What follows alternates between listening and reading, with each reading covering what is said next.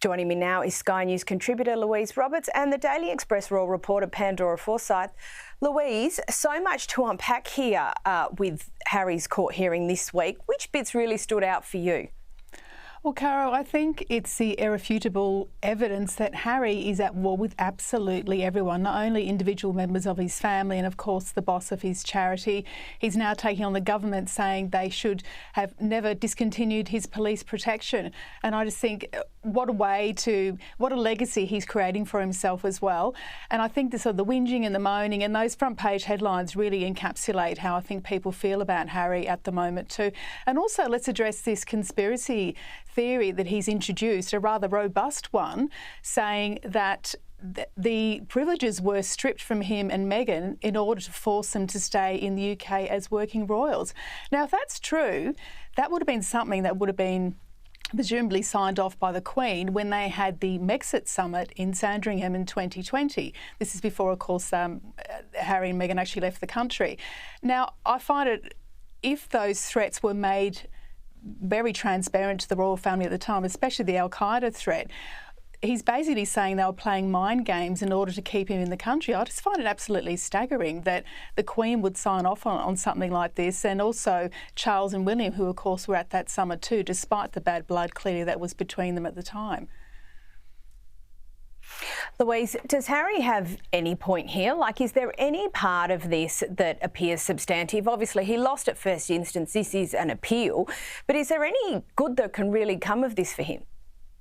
Well, even if he does technically win the appeal, there's nothing to say that the security privileges will be reinstated. And what he will be left with is a very bad taste in the mouth of obviously the Met Police and the Home Office as well, who will be reluctant to engage with him on any level, I think, after this, given he's really taken them on. I mean, to actually sue the Met Police and the government, I think, is a crazy decision. Very unlikely to win in a way, but he's done it as a point of principle. In fact, he described this court case, while harrowing and emotionally draining for him to attend and actually hear the evidence, especially the secret evidence, which he says vindicated his position, to actually keep pursuing in this way just seems a bit mindless to me. Pandora, an interesting report this week that, you know, is a corollary to this, but also separate and more broad, I think. A report that Harry's becoming less popular by playing the victim. Do you think that's the case?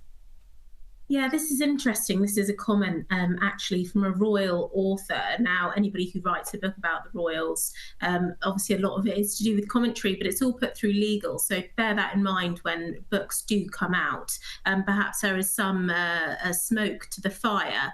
But essentially, I mean, we sit here every week, don't we, ladies? And we talk about Harry and how the public reacts to it and how the media reacts to what is the latest in the headlines from him.